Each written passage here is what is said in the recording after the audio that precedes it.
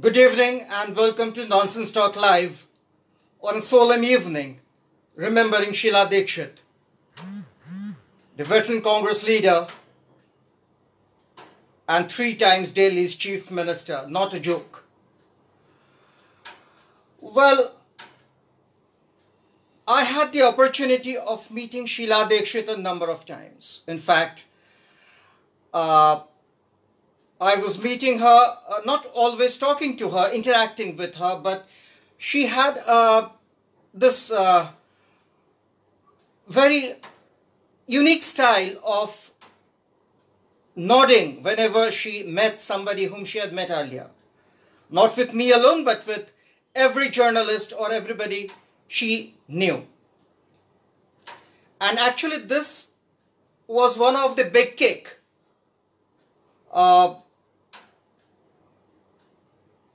to talk to her or interacting with her, because when a leader of her stature smiles at you or makes you feel easy, you tend to become easy and you actually become free. Well, Sheila Dixit, a name which was associated with, as I have mentioned in my catchline, good and bad times. But first, the good times. Very few actually know that Sheila Dixit was a cinebuff. And she was a die-hard fan of Devanand. In fact, in one of the meeting, she had said that she had a crush with a twinkle in her eyes, and she said that she had a crush over Devanand and she would have loved to marry Devanand. So this was a different side of Sheila Dixit. But Sheila Dixit was also a leader with a vision. I am coming to the other parts or the issues that actually people will expect me to say. I will definitely come to those also. Because when you talk about a life, you cannot just paint it red. You need to raise both the sides. So, coming to the positive side, Sheila Dixit was a leader who had a vision and actually who wanted to develop Delhi in a very different, with a very different color actually. Though some of her ideas or plans became a backfire, especially the traffic corridor which she wanted to bring in Delhi, and the experiment which was done across Mehrauli and parts of South Delhi, especially Chirag Delhi side. It was a total chaos. But apart from that, I have always seen this spark in Sheila Dixit. In fact, I don't know how many of you are aware, but actually, a former Congress president or the UPA president, Sonia Gandhi, actually regards Sheila Dixit as her political guru after Mrs. Indira Gandhi, her mother-in-law. Now this has this actually could have many explanations. One, Sheila Dixit happens to be from the school of politics of Mrs. Indira Gandhi, and it was a coterie of Sheila Dixit, Indira Gandhi, Pupul Jaikar and Teji Bachchan. Unfortunately, all the 3 had died and Sheila Dixit was the last to survive. But Sheila Dixit had learned the politics within the corridors of Congress. So her style of thinking, her style of working, her style of execution was totally Congress. Sheila Dixit dreamt of making Delhi, as I said, with a very different, or rather I would say she dreamt of building Delhi with a different color of development. And one of the biggest development Delhiites will always remember is the Barapulla flyover, which actually came up during the controversial Commonwealth Games. But I am sure Delhiites always bless Sheila Dixit for giving this Barapulla and making traffic so smooth from ITO towards Lodi Road, which was actually cumbersome. There were other plans too, but not all were executed. And then, of course, the Commonwealth controversy took place. Well, I was discussing about her political career before Chief Minister. Sheila Dixit was always among the favorites of Congress, a close bosom friend of Mrs. Indira Gandhi, and naturally she was close to the Gandhi family. Perhaps that is the reason today when Priyanka Gandhi was giving her tributes to Sheila Dixit, she said that Delhi will be always indebted to Sheila Dixit for the developments she has done.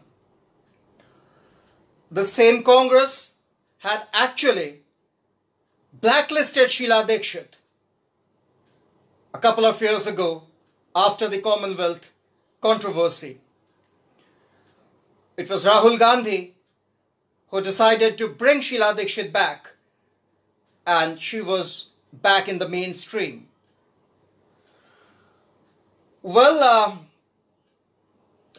in the afternoon, actually, when I was scribbling or the keying in my my tributes to this great leader, some of the users in private said that why don't you say something about the controversies? Well, as I said, there are a couple of controversies which needs to be discussed when Sheila Dixit is being discussed. One, certainly the alleged corruption allegations of the Commonwealth Games. Two, Sheila Dixit had hit the headlines with a couple of controversial remarks. She once said that the situation in Delhi is cumbersome because of the people who come from outside Uttar Pradesh, Bihar and other outside states. She totally forgot that vote bank also comes from these people. Perhaps this is the reason that same year Sheila Dixit actually built a permanent dais at the Yamuna Ghats at the ITO for Chhath Puja. Two, when Jigisa Ghosh was raped and murdered with the other girl, I forgot the name, Sheila Dixit remarked, girls should not step out when dark. This was an absurd remark because in today's day, girls are required to step out at night for work. But unfortunately, Sheila Dixit received a big bashing from the media. The third, of course, happens to be a very funny statement given by Sheila Dixit. She said once that Delhi should do away with small cars. It's a city of development. And city develops when you see big cars, limousine and other big cars around. This was again a very foolish statement. But then, as I said earlier, in spite of all these remarks, Sheila Dixit was human, and Sheila Dixit was always full of warmth and cordial, ever smiling.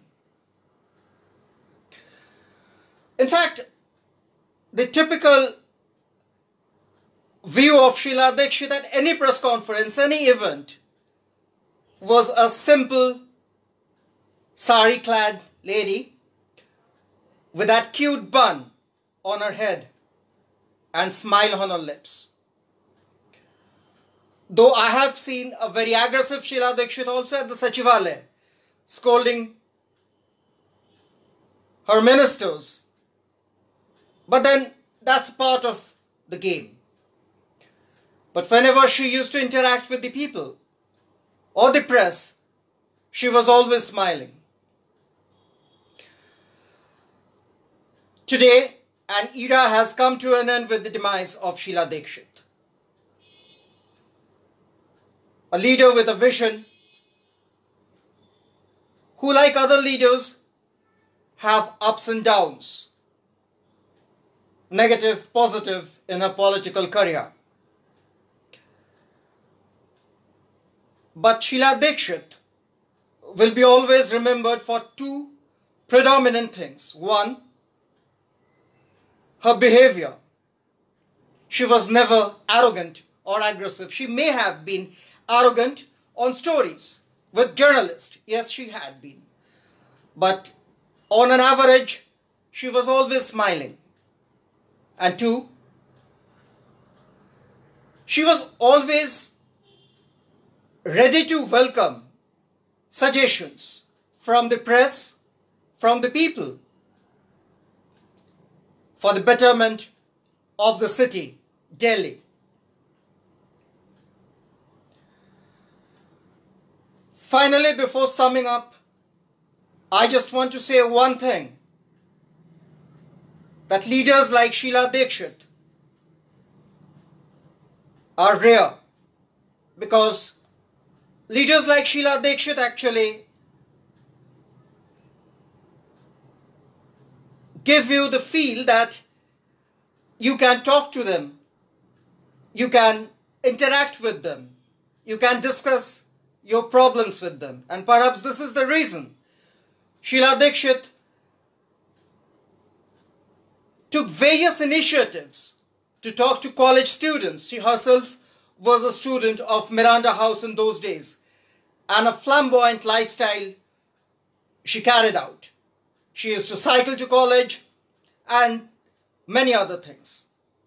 But Sheila Dixit was always a leader whom you can walk up to, whom you could talk to, whom you could interact to.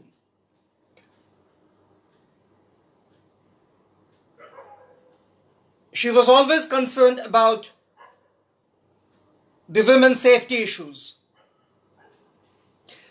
And not to forget, Sheila Dixit was among the first Congress leaders who had actually been to India Gate when the Nirbhaya protest was taking place. Unfortunately, the mob actually manhandled her and she was compelled to leave. But still, it was her gesture to be there and stand with the girls, with the mob, and condemn what had happened.